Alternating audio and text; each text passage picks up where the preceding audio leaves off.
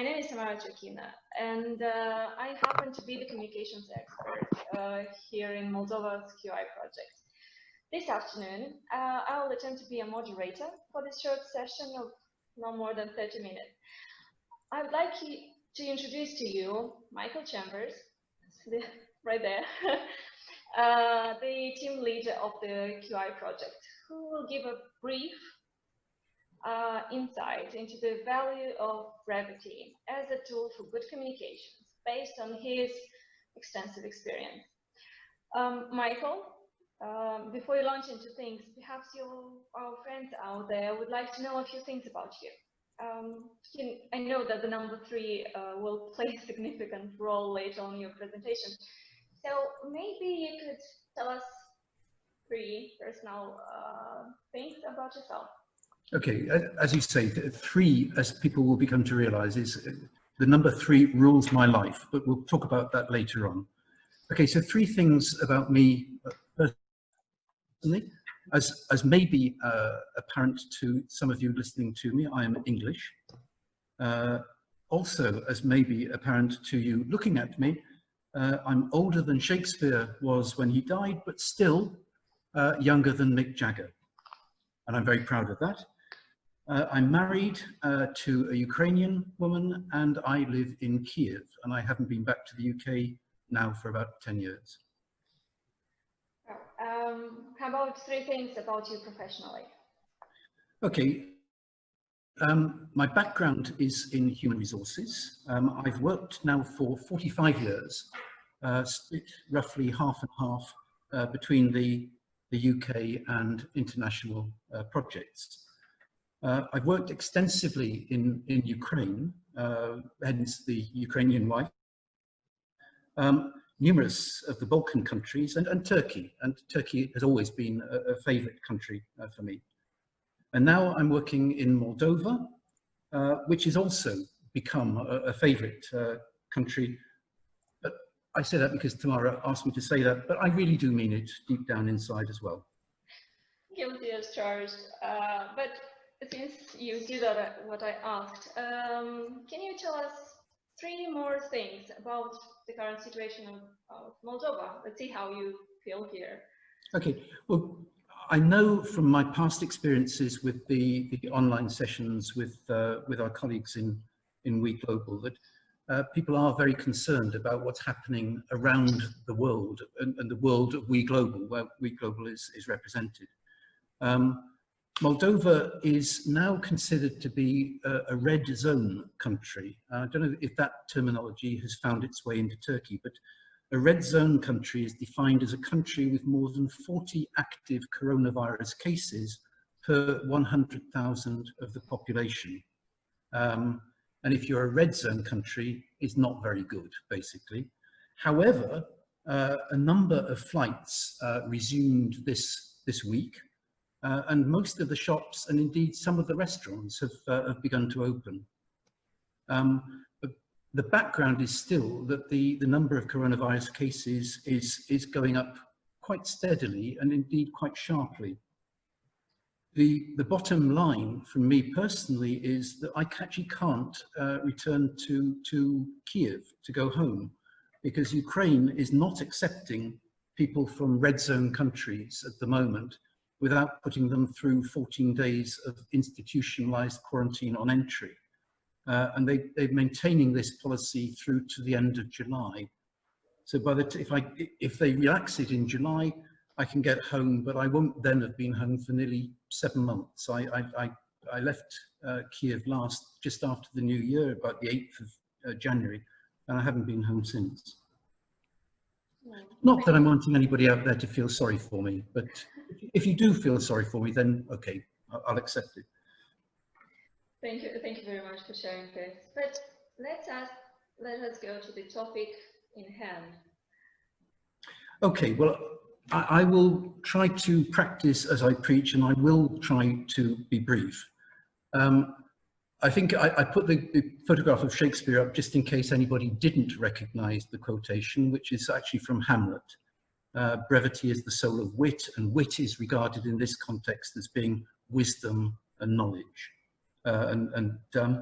However, What I would say, Tammy, is as I recall, it's usual for presenters to make a promise at the beginning of any presentation. So, okay, one is that I'll be brief, but the other is that I promise that nobody will hear anything particularly or startlingly new. But as good old Alexander Pope said in the 17th, or was it the 18th century, poetry and wisdom are things that are oftentimes thought but never so well expressed. Which means that what I'm hoping is that what I'll be saying in a few brief minutes to you this afternoon, whilst it won't be new, maybe it'll be expressed differently, and maybe it'll encourage you to think of things perhaps a little bit differently from the way that you did at 5 o'clock this afternoon. Okay, so why is brevity, in my opinion, so important in good communications? One answer is that I think we've all become very impatient these days. We have a lot of information whizzing around us, and we can access it quite quickly. And as a consequence, if we can't get it quickly, if somebody doesn't give it to us quickly, then we become frustrated. And this quotation is quite an interesting one. Interesting because I don't normally quote Americans, but that's by the way. This is from an American entrepreneur. And in essence, what he's saying is that you have 20 seconds to impress. Or rather, should I put it the other way? You have 20 seconds in order not to make this guy bored and not to turn him off, which sounds an incredibly short amount of time. But there's studies coming out of Princeton University that indicate that we actually make up our minds about people when we first meet them. We make up our minds about somebody, about their trustworthiness, about their credibility. We make up our minds within 1/20th of 1 second. So by comparison, good old Gallio's 20 seconds must seem to be a lifetime. And I see my friend Birchin, who's just appeared, and actually said, hi. I'm very pleased to see you, Birchin. So if we could change the slide, Tammy, Birchin will recognize this one, because 20 seconds, whilst it is an incredibly short space of time, but it's a lifetime to Gallio. And it's also longer than the time it took Usain Bolt to win the Beijing Olympics, which took him 19.3 seconds. And I remember that, and I remember it. And while he's going round the track, you just live it. And those 20 seconds do not seem like 20 seconds. They seem enough. And I think that's what Gallio is trying to say. So the point is, we all feel, I believe, that we've got a lot to say. And possibly we have, but people like Gallio, people don't want to hear everything that we have to tell them. They want to hear just what they need to know at that particular moment in time. Unless, of course, you've hooked them in that first 20 seconds, in which case, then you can go on to expand. But in order to get over the things that people want to know of us, we have to filter. And to be honest, not many of us are actually very good at filtering. Now, to try to express this in a way that doesn't get into too conceptual a realm, I came up with the following idea during one of my university examinations many, many, many years ago. And the image on the left of your screen is a boulder, and the image on the right, obviously, is a statue.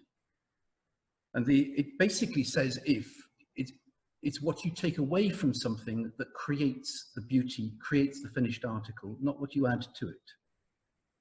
Of course, there is an argument with this statue that perhaps he took a little bit too much away, but that's not really the point I'm trying to make. Just coming back to this university exam where this whole concept came to me, I'd revised for a topic, and maybe this will have resonances with some of you, but I'd revised for a topic. I turned up for the examination, turned over my examination paper, and I couldn't answer a single question. There was just not one question that I could see that I knew the answer to, and I had to answer 3. So I was left with 3 options, always 3. We'll come back to number 3 later on.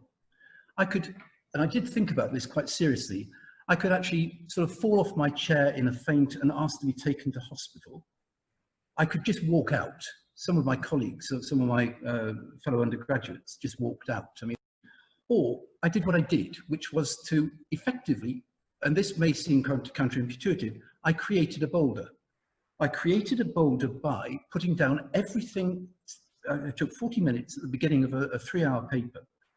I put down everything I could remember that I'd revised. I created a boulder of information.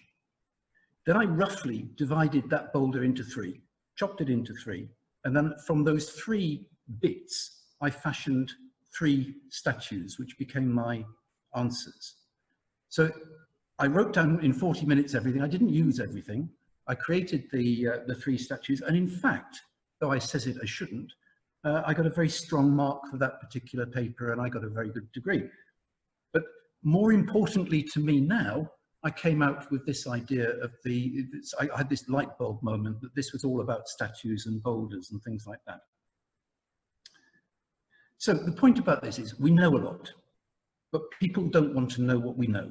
They want to know what they want to know. And we have to throw away all the unnecessary bits and deliver the statue and not the boulder. And that takes confidence. And confidence is going to be a concept that I'll come back to a little bit. And it takes, as it did with me with my exam, it takes a certain degree of nerve. I mean, fainting was seriously a very strong a magnet to me at that stage. But if I give you one example from my working life in Ukraine, I worked very closely some 15 or so years ago with a regional governor down in the east of Ukraine, in Lugansk, in fact. He's actually in prison now, but that's not really the point that I wanted to dwell on.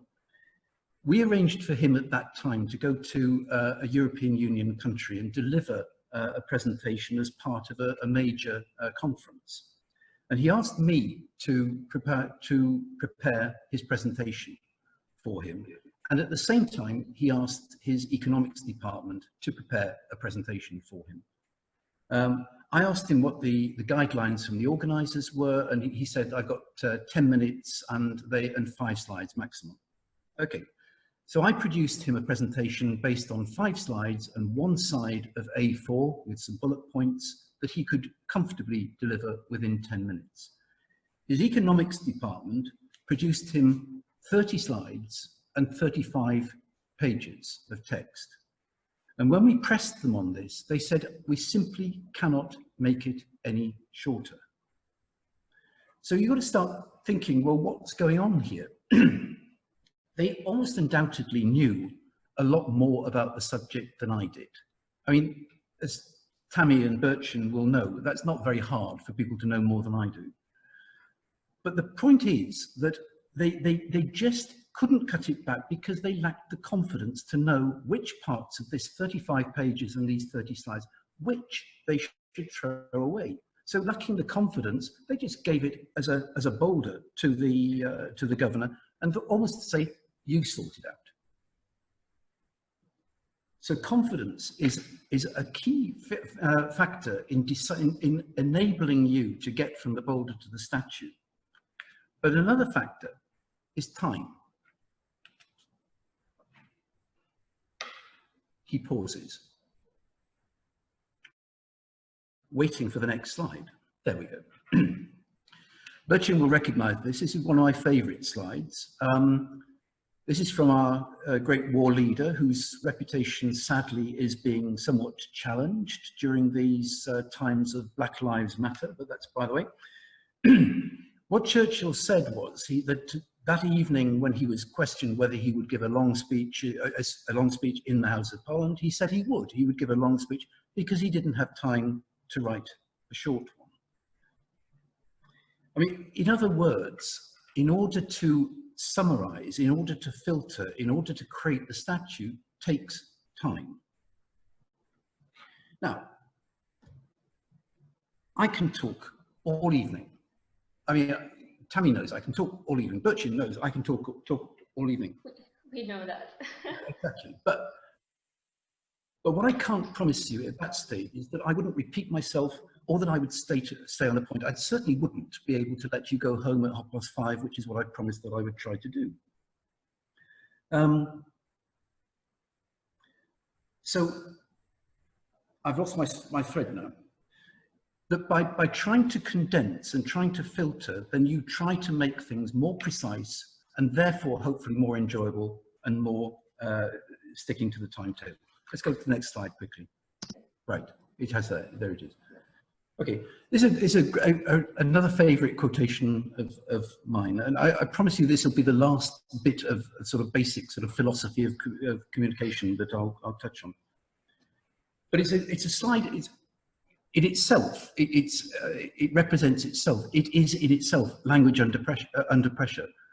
And it's something that you can remember. Poetry is language under pressure.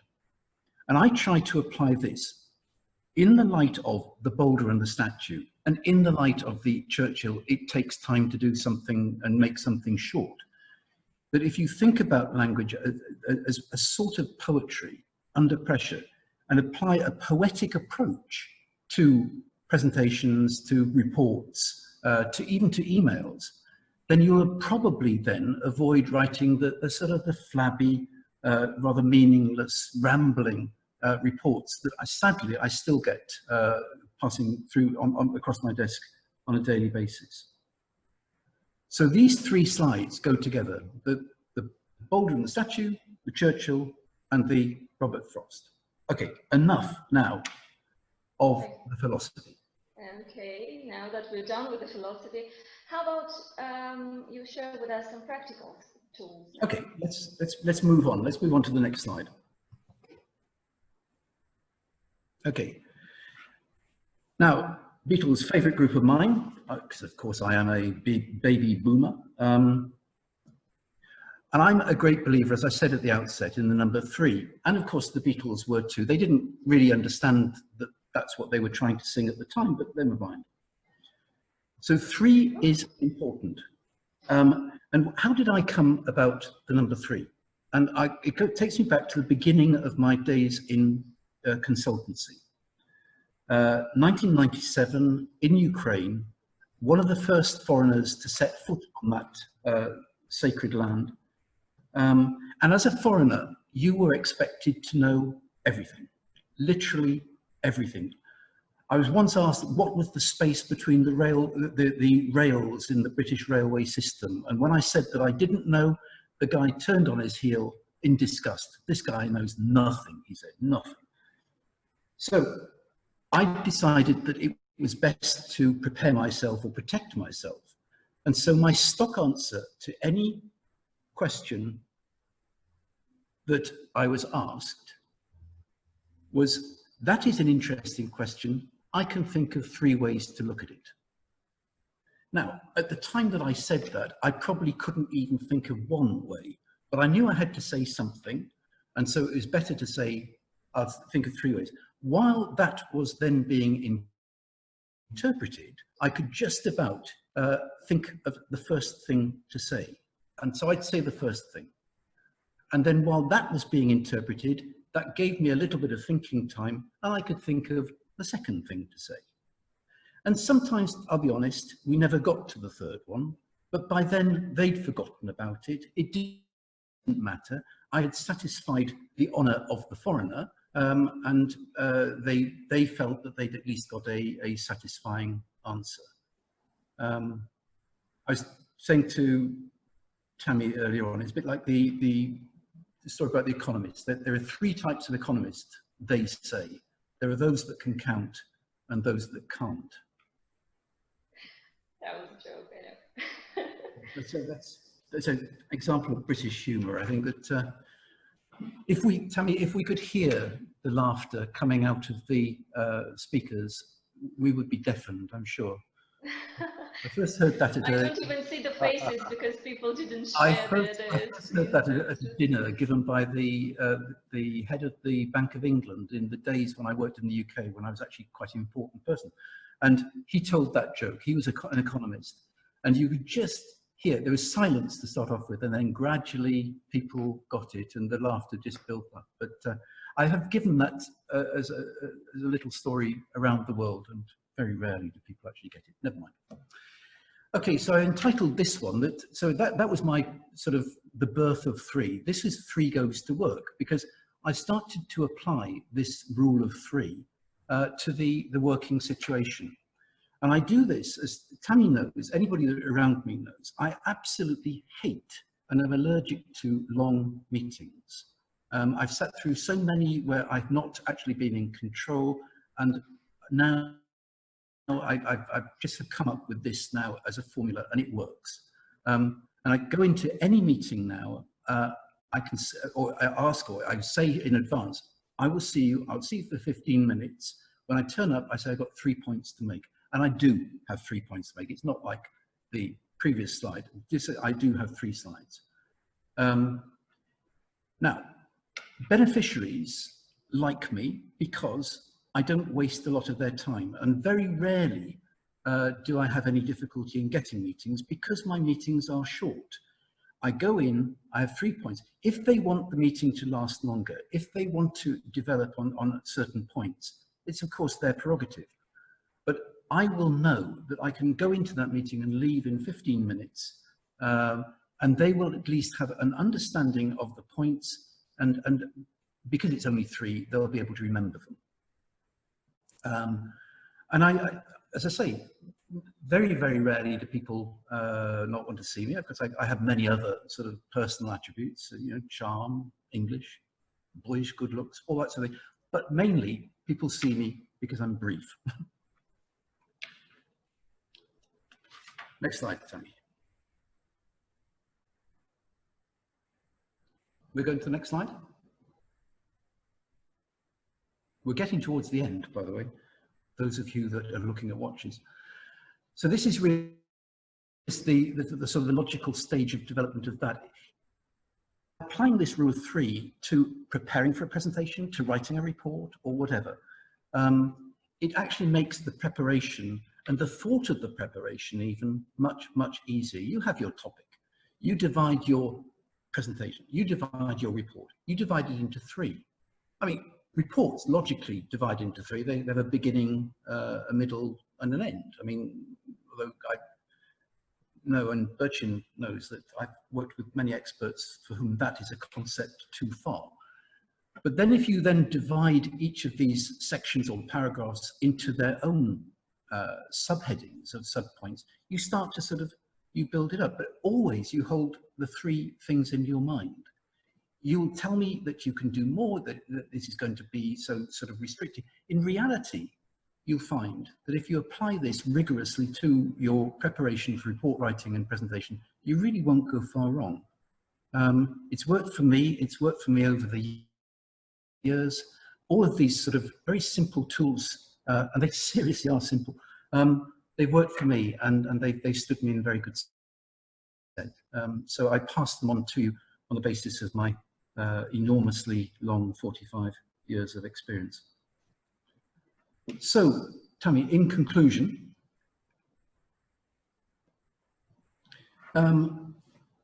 it's very simple. The answer to everything, life, the universe, is not, as Douglas Adams said in his Hitchhiker's Guide to the Galaxy, the answer is not 42. No, it's 3. It is simply 3. And as you can see, Shakespeare knew that, although he didn't necessarily accurately write it at the time, but he had a bit more poetry than I did. Thank you, Michael. Well, it took you 22 minutes, 8 minutes less than initially planned. Okay. A bit longer than your 15 minutes rule. Right, okay. Yeah. I've given you more than 15 minutes, a lifetime. It's time to go home. But we still have a few minutes for questions, and okay. If I may be, you know, to start this, it made me curious, that situation with the governor and with his presentation. Yeah. Which one did he choose? Yours or his team? The long one or the short one? Yes. The interesting thing there was that he was actually quite conflicted, which surprised me, but he didn't basically want to embarrass his his economics department people. And I realized this, and I said to him, well, you've got to make a decision. I said, well, you could take the long version, you could take it to this European Union country, and what will happen, I'll tell you this, is that you will be up there and you'll get 3 or 4 slides into your 30 slides, and you get probably about 2 or 3 pages into your 35 pages, and they'll turn your microphone off, and they'll ask you in a pointed way to leave the stage. And people will talk about you afterwards and say that those people coming from the former Soviet Union, they'll never learn. Or, I said, you could take my version and you will go up there, people will laugh at the few little jokes that I put in there, you will sit down within 10 minutes to rapturous applause, and everybody will say, my God, things are changing in the post-Soviet countries. And in fairness, although he left it to the last moment, he did actually use mine. I think more because he went there and saw that everybody was speaking in very brief terms. But so he did learn. But I'm absolutely convinced that the next time he gave a presentation, it would have been back to the 30 slides and 35 pages of text. There's so much to be said, indeed. Well, if we still have 7 more minutes, so if there are any questions anyone would like to ask? Yay, the first hand. Levent, can you unmute yourself? Hi, I'm Michael. Hi, Tamara. Yes, so I raised my hand. It's good. It's the first time I'm using that. Okay. Michael, it was, I mean, Tamara, it was very good, very brief. The last slide that we are seeing, you know, the 3 things that we should focus. By the way, totally agree, but the way that we choose those 3, you know, for me, it's not easy. Is it like daily or yearly or monthly, you know? What is your approach? How do you choose your 3? Just, you know. Well, no, it's an interesting question. I can think of 3 things to say, says he, but I don't have a translation now. I don't have to buy me time. No, I think, Levent, I mean, the answer to that is it just depends on the circumstances. I mean, when it comes to meetings, I just deliberately choose the 3 most important things that I will talk about, because, and they sort of self-select. So you don't really have to think too deeply about them. I think that's quite important. So if I go to a beneficiary and I'm briefing them on something or something's happened, then it is just literally the 3 most important things. And because they're important, you don't have to think about them. When it comes to writing reports, for example, you know, the progress reports, and I talk to my key experts and I talk about lessons learned. And they say to me, you know, sort of, well, what sort of things should we put? I said, don't think about it. Write down 2 things that immediately come to your mind. You know, just literally 2 things. Don't write them out. Just put a title. Because if you've got to think about it, it cannot be that important. It can't be as important to appear in a lessons learned in a project, because we do millions of things, you know that. And so the only things that we need to record are the things that are really in our minds at the time. So part of it is self-selecting. But when it comes to just in terms of reports, you know, as I say, you generally speaking, a report will have a beginning, a middle, and an end. You might take the middle and divide the middle into 3, but if you just apply this discipline, you will find it starts to come naturally. And I know that's a bit of a cop-out, but that's, you've got to think of the discipline, and then the actions follow. Thank you, Michael. We still have time for one more question. Okay. Onur? Oh no. Does Onur? Hi. Hi. Hi. Thank you, Tamara. Thanks, Mike, for the presentation. It's always a great pleasure to listen to you. I must have missed it. Did you mention the number of marriages you've gone through at the beginning of your presentation? Well, that's another reason why the number 3 is quite significant to me. Yeah. But I can't say the same about divorces. So 3 marriages, 2 divorces. All right, great. Yeah, thanks. 2 Ukrainians, of course. I mean, well, we are reaching our time limit, and I would like, on everyone's behalf, Michael, to thank you. Thank you for being characteristically brief, and for giving us something practical and letting us learn something from your experience. Okay. Experience is another thing. I just want one slide, which I just love this slide, but it didn't really feature. This is one that I filtered out, by the way, but I wanted to put in. It's a brilliant quotation from Oscar Wilde, who always can be relied on for brilliant quotations. But experience is simply the name we give to our mistakes. I once used that, Tammy, at a job interview, where somebody said, well, we like you, Michael, but you're not very experienced. And I said, but Oscar Wilde would say experience is the name we give to our mistakes. So, let me guess. You got the job? No, I didn't get the job. They obviously thought what a smart ass he is, and we're not having him. But no, but it's a brilliant quotation. And well, it's another lesson for everyone here listening to not use this quote in your job interview. Don't use it in your job. Yes, don't use it in a job interview. But if ever you're at a loss for anything to say, or you want something to be said in a beautiful, beautiful and witty way, just look up the quotations of Oscar Wilde, because you'll find something in there, something for everybody. It's a great favorite of mine. Yeah, thank you very much. Thank you everyone for attending. We are exactly 30 minutes as planned, right? With the presentation, with the questions. I don't know, maybe you have more questions. We don't exactly have the time now, but if you can write them, yeah, maybe, why not? I'm sure we can come up with a solution for written questions. Okay, tomorrow it is Friday evening. They all want to go home, and that is their right as human beings. So thank you very much indeed for your support. Thank you. Good evening, everyone. Thank you for joining us.